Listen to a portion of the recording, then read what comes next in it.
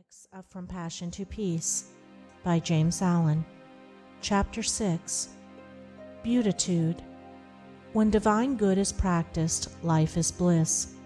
Bliss is the normal condition of the good man. Those outer assaults, harassments, and persecutions, which bring about such suffering to others, only serve to heighten his happiness, for they cause the deep fountain of good within him to well up to greater abundance. To have transcendent virtue is to enjoy transcendent happiness. The beatific blessedness, which Jesus holds out, is promised to those having the heavenly virtues, to the merciful, the pure in heart, the peacemakers, and so on. The higher virtue does not merely and only lead to happiness, it is happiness. It is impossible for a man of transcendent virtue to be unhappy. The cause of unhappiness must be sought and found in the self-loving elements, and not in the self-sacrificing qualities.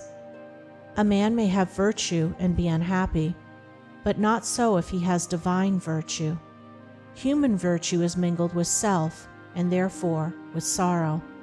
But from divine virtue, every taint of self has been purged away, and with it, every vestige of misery.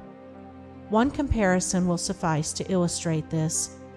A man may have the courage of a lion in attack and self-defense, such courage being a human virtue, but he will not thereby be rendered supremely happy. However, he whose courage is that of the divine kind, which enables him to transcend both attack and defense, and to remain mild, serene, and lovable under attack, such a man will thereby be rendered supremely happy. Moreover, his assailant will be rendered more happy, in that a more powerful good will overcome and cast out the fierce and unhappy evil of the other. The acquisition of human virtue is a great step towards truth, but the divine way transcends it.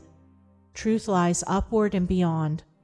Doing good in order to gain a personal heaven or personal immortality is human virtue, but it is not unmixed with self, and not emancipated from sorrow. In the transcendent virtues all is good, and good is all, and there is no personal or ulterior aim. Human virtue is imperfect, it is mixed with the baser, selfish elements, and needs to be transmuted. Divine virtue is unblemished and pure, it is complete and perfect in itself. And what are the transcendent virtues that embody all happiness and joy? They are impartiality, the seeing so deeply into the human heart and into human actions that it becomes impossible to take sides with one man or one party against the other, and therefore the power to be perfectly just. Unlimited kindness towards all men, women, and all creatures, whether enemies or friends. Perfect patience at all times, in all circumstances, and under the severest trials.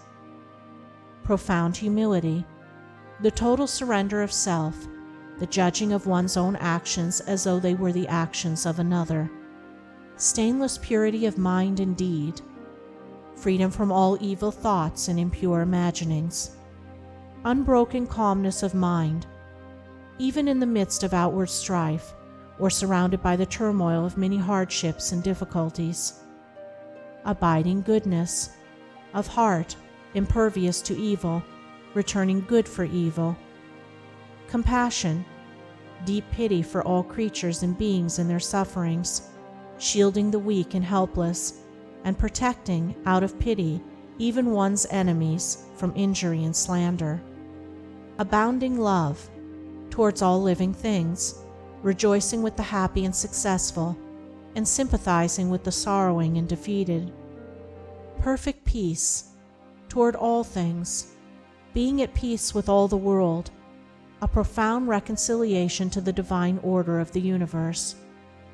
Such are the virtues that transcend both vice and virtue. They include all that virtue embodies, while going beyond it into divine truth. They are the fruits of innumerable efforts to achieve the glorious gifts of him that overcomes. They constitute the 10-jeweled crown prepared for the calm brow of him who has conquered himself. With these majestic virtues is the mind of the sage adorned. By them he is eternally shielded from sin and sorrow, from harm and hurt, from trouble and turmoil.